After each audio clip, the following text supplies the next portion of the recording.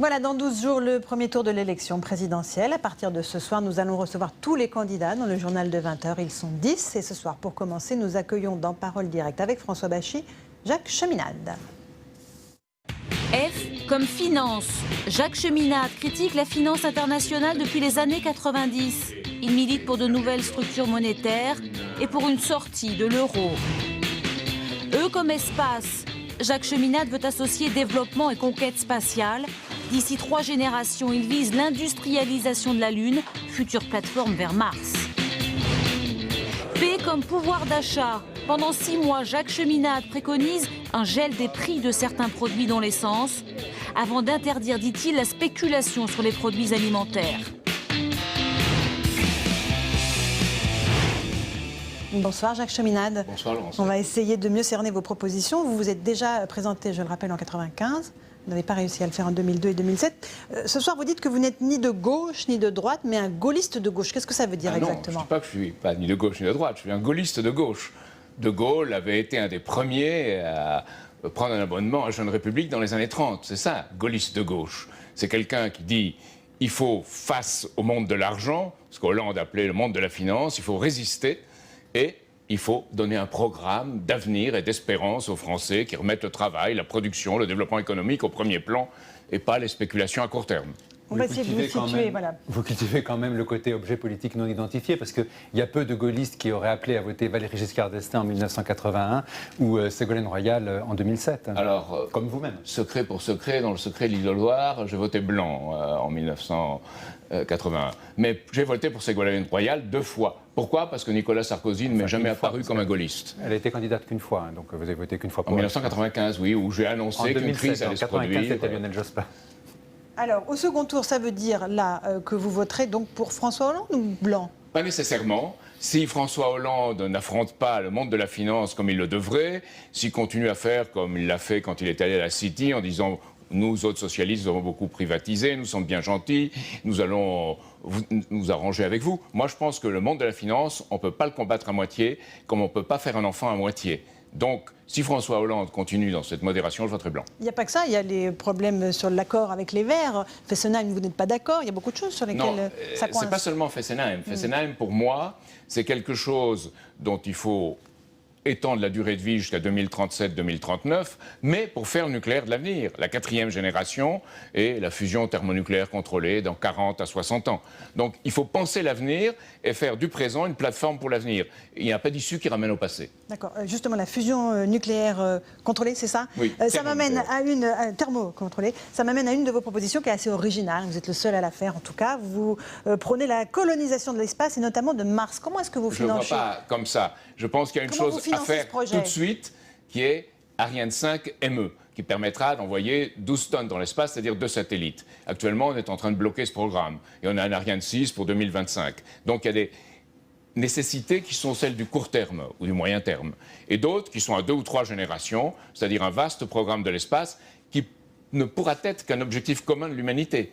Vous savez que c'est coûteux, c'est extraordinairement coûteux ces programmes spatiaux. C'est coûteux, pour un pays endetté comme le nôtre, comment vous faites? La dette en France, si on regarde cette question de la dette, elle est intéressante parce qu'on rend flou au niveau européen, mais la France y participe, on rend flou la fonction banque d'affaires, c'est qui a spéculé et joué. On a donné 1000 milliards d'euros à 1% sur 3 ans, d'abord la moitié à 500 banques, puis l'autre à 800 banques. Donc on est en train de faire un renflouement de ces intérêts qui eux-mêmes ne donnent pas d'argent ni aux ménages ni aux entreprises et ne se prêtent même pas entre eux. Ni au financement de vos projets, puisque ce projet, effectivement, spatial est très onéreux. Ça sera pas fait comme ça. Le projet aussi de remise en eau du lac Tchad, qui a perdu 1 dixième de sa capacité en eau, vous voulez le remettre en eau. Beaucoup plus. Beaucoup plus, 90%. Il reste 90%, c'est ça. Donc, comment vous financez tous ces projets qui sont autant de milliards, de dizaines, de centaines de milliards? C'est là qu'on est dans une situation où le système financier monétaire international se désintègre, l'Europe se décompose. Il faut refaire les choses. Il faut un nouveau Bretton Woods au niveau international et il faut que l'Europe retrouve sa raison d'être. Alors pour la France, ça veut dire d'abord séparer les banques d'affaires, ou au moins les fonctions banques d'affaires, des banques de dépôt et de crédit. Et il faut qu'elles fassent du dépôt et du crédit. Ça non, en effet, ça ne suffit pas à créer du financement. Dans un second temps, Il faut faire une association entre États européens de banques nationales, de vraies banques nationales, contrôlées par les citoyens, et un pôle d'investissement public qui fera du crédit à long terme et à faible taux d'intérêt. Personne ne veut participer à ces projets, c'est aussi ça le problème. Pour l'instant, non. Mais si on jette le défi, si la France jetait ce défi, très vite, on verrait qu'une autre politique est indispensable. Adenauer lui-même, Konrad Adenauer, est le dirigeant allemand qui a voulu contrôler la Bundesbank. On l'en a empêché. Aujourd'hui, vous savez ce qui arrive. L'Allemagne et les autres pays libéraux sont en train de nous envoyer dans le mur. Est-ce que vous voulez plus d'Europe ou moins d'Europe? Votre position sur l'euro? Je veux plus de vraie Europe. Mais je pense que celle qu'on fait aujourd'hui, dans les institutions actuelles, n'est pas une véritable Europe.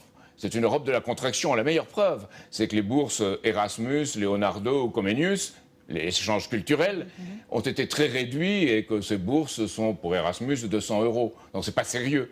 Si on croit à l'Europe, il faut une culture de l'échange européen. Et il faut aussi de grands projets en commun. Ça, on n'en a pas. Delors voulait le faire, on ne l'a pas eu. Si on croit à l'Europe, on sort de l'euro. C'est pas logique. Non, on dit dans un premier temps, je vous jette le défi, je vous lance le défi de le faire avec l'euro. Je pense qu'ils diront non. Et à ce moment-là, il faut faire la politique de De Gaulle. On dit, nous autres, nous gardons un euro monnaie commune pour les grands projets à venir, mais nous faisons un franc intérieur qui est avec les billets actuels, qui ont les indications de francs dessus, ou les pièces de monnaie. Et ce franc intérieur sera transitoire.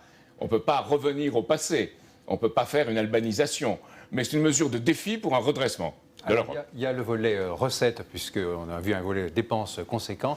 Est-ce que, par exemple, vous seriez favorable à faire payer les ménages les plus aisés en instaurant une tranche supplémentaire pour l'impôt sur le revenu? Oui, je suis favorable à une tranche supplémentaire de l'impôt sur le revenu. C'est la formule Roosevelt, c'est la formule qu'on avait à la Libération. À quel taux? Donc, il faut le faire. Et il faut le faire, moi, je dis 1 200 000 € par an, à un taux de l'ordre de 75%. Donc, vous êtes d'accord avec la proposition de François Hollande sur l'imposition pour... Oui, plus ceux qui ont plus d'1 million d'euros, 75%. Ce n'est pas l'essentiel. La proposition essentielle que j'aurais, c'est de dire qu'il faut augmenter le SMIC de 300 € jusqu'à 1 700 €, mais faire en même temps une vraie TVA sociale qui protège nos industries. Ça veut dire que les industriels pourraient payer ce SMIC de cette façon. Non, parce que la TVA sociale du gouvernement actuel, c'est un effet d'aubaine. C'est-à-dire c'est un avantage accordé en compétitivité. Moi, c'est une protection contre la concurrence et c'est une des dernières choses qu'on puisse faire. Un mot des gels du prix de l'essence que vous préconisez, on l'apprend à l'instant, il y a des nouveaux records pour les prix du samplon cette semaine, le gasoil recule. Qu'est-ce que vous préconisez? C'est le type même de mesures transitoires. Alors, on peut le faire de différentes façons. Il y a l'un qui dit qu'il faut diminuer la taxe de l'État, l'autre qui dit qu'il faut faire un gel. On peut le faire, le Code de commerce l'autorise.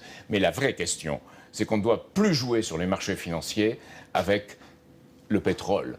On ne doit plus avoir une cargaison de pétrole qui, entre le moment où elle part et le moment où elle arrive, le prix varie 13 ou 14 fois et on réoriente le bateau en fonction des opportunités. Ça ne doit plus être cela. Il faut des accords d'État à État sur le long terme avec un avantage mutuel pour déterminer le prix et les livraisons de pétrole. Aujourd'hui, on n'est plus du tout. On est dans un système qui se décompose. On joue avec ce qui se mange, avec les produits alimentaires sur les marchés financiers.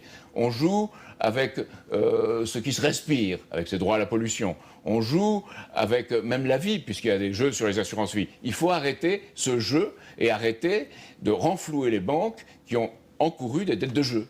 Alors, on souhaite connaître votre avis sur quelques propositions phares de vos concurrents. Les 60 000 emplois supplémentaires dans l'éducation de François Hollande. Vous proposez 1 milliard d'euros supplémentaires pour l'éducation nationale. En général. Mais 60 000 emplois, il faut voir. Ce n'est pas le chiffre qui est important. Ce qui est important, moi j'ai été dans des classes où on était 50 et ça marchait bien. Ce qu'il faut voir, c'est par rapport à la situation d'aujourd'hui. Il faut être 25 dans certains endroits, même 20.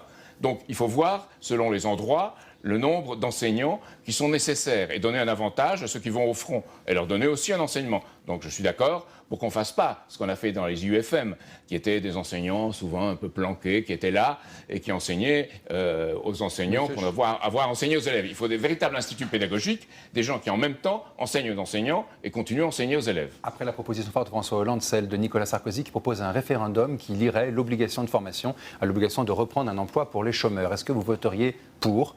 Non, parce que j'aime pas les référendums sur cette question-là. Pour moi, ça c'est le Parlement qui doit en traiter. Et je suis pour le respect du Parlement sur beaucoup de sujets, bien que je sois pour un exécutif fort. Mais je pense que les questions, comme disait Michel Debré quand il a créé l'institution du référendum, avec Guy Mollet d'ailleurs, il disait il faut que ce soit les grands enjeux de la nation. Là, ce n'est pas un grand enjeu de la nation. Si, l'emploi est un grand enjeu de la nation, mais pas une façon de rémunérer le chômage ou de faire des accords sur ces questions-là. Merci beaucoup, Monsieur Cheminade, d'avoir été ce soir notre invité sur le plateau du journal de 20h. Voilà, c'est la fin de cette édition.